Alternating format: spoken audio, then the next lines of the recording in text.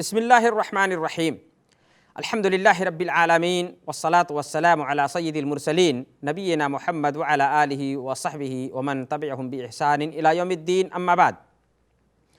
आदरणीय दर्शक मित्र, प्रिय भाइयों और बहनों, इस्लाम में महिला का बहुत उच्च स्थान है। इस्लाम ने महिला को बड़ा सम्मान दिया है तथा उसे पुरुषों की गुलामी से मुक्ति दिलाई है। इसी प्रकार उसे इस बात से भी मुक्ति दिलाई है कि वह बाजार की बिकाऊ माल बने, जहां न उसकी कोई मान हो न मर्यादा हो। महिला सम्मान से संबंधित कुछ ऐसे आदेश इस्लाम में हैं जिनसे ये सारी बातें, महिला की स्वतंत्रता, महिला का स्थान, इससे उजागर होता है। इस्लाम ने महिला को पिता की गरिमा, पिता की वरासत अर्थात पैतृक संपत्ति में साझीदार बनाकर उसे न्यायपूर्ण भाग दिया है। जहां कहीं तो महिला को पुरुष के बराबर माना गया है और कहीं रिश्तेदारी तथा उससे जुड़े भत्ते को देखते हुए पुरुष से उसका हिस्सा विभिन्न रखा गया है। कुरान में अल्लाह ताला ने आदेश दिया है और प्रश्न कर दिया है।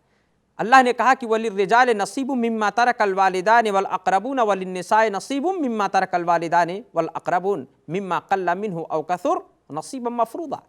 अल्लाह ने पैतृक संपत्ति में कहा कि जहां पुरुषों के लिए उनके पैतृक और उनके संपत्ति तथा उनके माता पिता या उसके खानदान के जो लोग जिनमें इनका हक बनता है, जहां उनके लिए उनका विशेष अंश है, वहीं कहा कि महिला के लिए भी उनके माता पिता की संपत्ति में, पैतृक संपत्ति में उसके लिए अंश है। अल्लाह ने अंशदार उसको ठहराया।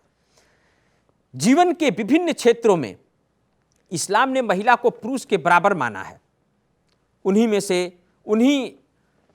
में से सभी प्रकार के वित्तीय तथा आर्थिक लेन देन, यहां तक कि अल्लाह के रसूल सल्लल्लाहु अलैहि वसल्लम ने फरमाया, कहा कि इन्नमन निसा शकाइकुर रिजाल, कि महिलाएं पुरुषों के समान हैं।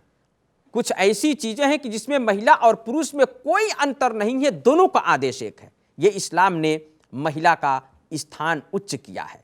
जहां महिला को तुच्छ मान करके, महिला को सबसे नीच मान करके, जहां समाज में उसको गिरा ठान कर या उसको मात्र एक लौंडी के रूप में देखा जाता था, इस्लाम ने उसका स्थान ऊंचा किया और उसको अपने माता पिता के आर्थिक तौर पर भी उसे मजबूत और बली बनाया। इस प्रकार की माता पिता के यहाँ भी उसका अंश है, उसके पति के यहाँ भी उसका अंश है, और दोनों प्रकार से उसके अंश को, आर्थिक उसकी स्थिति को मजबूत बनाते हुए कहा कि इसे लेन देन करने का, व्यापार करने का भी हक तथा अधिकार है। इस्लाम में महिला को पति चुनने की स्वतंत्रता भी है, वो स्वयं पति चुन सकती है, तथा संतान की परवरिश, शिक्षा दीक्षा का बड़ा भार भी उसी पर डाला है। और शिक्षा दीक्षा, संतानों की शिक्षा दीक्षा का जो भार डाला है, इससे यह प्रश्न होता है कि आने वाले वंश और आने वाले भविष्य की रचना इसी महिला के हाथ में इस्लाम ने दिया है। इसी महिला को उसका रक्षक बनाया है। अल्लाह के नबी सल्लल्लाहु अलैहि वसल्लम ने हदीस में फरमाया, कहा कि वल मरअतु राइयतुन अला अहले बैते ज़ौजिहा व वलदी, कि महिला संरक्षक है, पत्नी अपने पति के घर की संरक्षक है तथा उससे उसकी संरक्षण में दी गई वस्तु के विषय में प्रश्न होगा। इसका अर्थ यही है कि वही मालिकन है, वो बच्चों की, संतान की परवरिश करेगी, आने वाले भविष्य को वह अपने संवारती है, वही पैदा करती है, वही तैयार करती है। ये महत्व है इस्लाम में एक महिला का। इस्लाम ने उसके नाम तथा पिता से उसकी संबद्धता का सम्मान बाकी रखा है। विवाह के बाद भी उसको उसकी संबद्धता में परिवर्तन नहीं होता, उसके संबंध में परिवर्तन नहीं होता। इसके विपरीत वो अपने पिता परिवार से ही संबंध होती है। विवाह करके एक दूसरे घर में जहां महिला आती है तो उसके परिवार का संबंध, उसके माता पिता के साथ उसका नाम जुड़ा रहता है, ये कटता नहीं है, उसका नाम अलग नहीं होता है दूसरे घर में आ जाने के बाद। ये बल्कि यही नहीं, बल्कि माता पिता जब तक हैं और उसके नाम के साथ, और जब माता पिता नहीं रहेंगे तो उनकी पैतृक संपत्ति में भी इसको अंश मिलेगा और ये उसका संबंध बरकरार रहेगा। ये जैसे अन्य समाजों में जो महिला को ऐसा माना जाता है कि वो अपने घर से विवाह करके जब चली गई तो उसका सब कुछ यहाँ से रिश्ता खत्म कर दिया जाता है, इस्लाम ने ऐसा नहीं कहा। इस्लाम ने उसको बरकरार रखा, यहाँ तक कि संपत्ति में भी उसको अंश मिलेगा, ये इस्लाम ने आदेश दिया। इस्लाम ने बिना उपकार, बगैर किसी उपकार के पुरुषों को, पतियों को अपनी पत्नियों की रक्षा तथा उन पर खर्च का कर्तव्य सौंपा है। विशेष रूप से जब वो पत्नी है और माँ है या बेटी है, जिनके खर्च की जिम्मेदारी पूर्ण रूप से मर्द पर अनिवार्य तथा वाजिब है। ये महिला का सम्मान है, ये महिला का स्थान है। वो अपने संपत्ति से एक पैसा नहीं खर्च करेगी, सारा खर्च इसके ऊपर, किसके ऊपर है?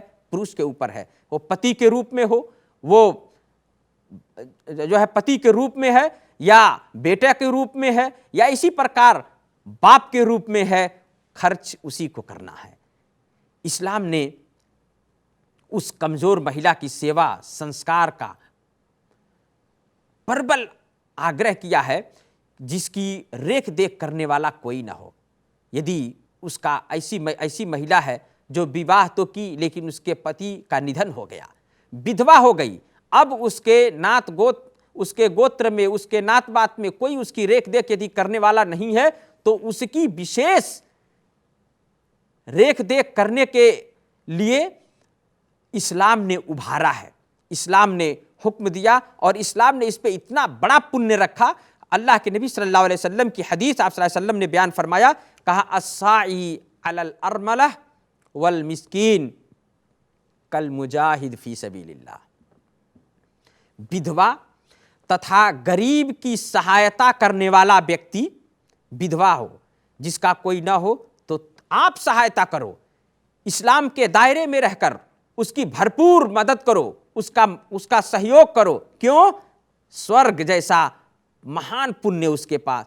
मुजाहिद, अल्लाह के नबी सल्लल्लाहु अलैहि वसल्लम ने कहा कि गरीब तथा विधवा का सहयोग, उनकी रेख देख, विशेष रख रखाव करने वाला, रेख देख करने वाला, कहा कि वो अल्लाह के मार्ग में, अल्लाह के रास्ते में युद्ध करने वाले जैसा है। और अल्लाह के मार्ग में युद्ध करने वाला का ठिकाना क्या है? जो शहीद है वो स्वर्गीय है, वो स्वर्ग में जाएगा। तो इतना बड़ा दर्जा उस व्यक्ति के लिए इस्लाम ने, कि जिस व्यक्ति ने विशेष रूप से महिला तथा गरीब की रेख देख की, उनका सहयोग किया, उसके लिए इतना बड़ा इनाम रखा कि वो उसको अल्लाह के मार्ग में युद्ध करने वाले के समान बना दिया, जिसका परिणाम, जिसका ठिकाना मरने के बाद स्वर्ग है। तो ऐसे व्यक्ति के लिए इतना बड़ा पुण्य है। तो ये इस्लाम ने महिला के स्थान को उच्च करने ही के लिए सब आदेश दिए हैं। ये प्रोत्साहन इस्लाम की तरफ से है।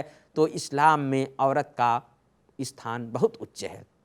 अल्लाह से दुआ है, अल्लाह हम सबको अपनी माता के रूप में हो, अपनी बहन के रूप में हो, पत्नी के रूप में हो, उसका सम्मान और उसका स्थान बरकरार रखते हुए हमें इस्लाम के इन आदेशों का पालन करने की तौफीक प्रदान करे।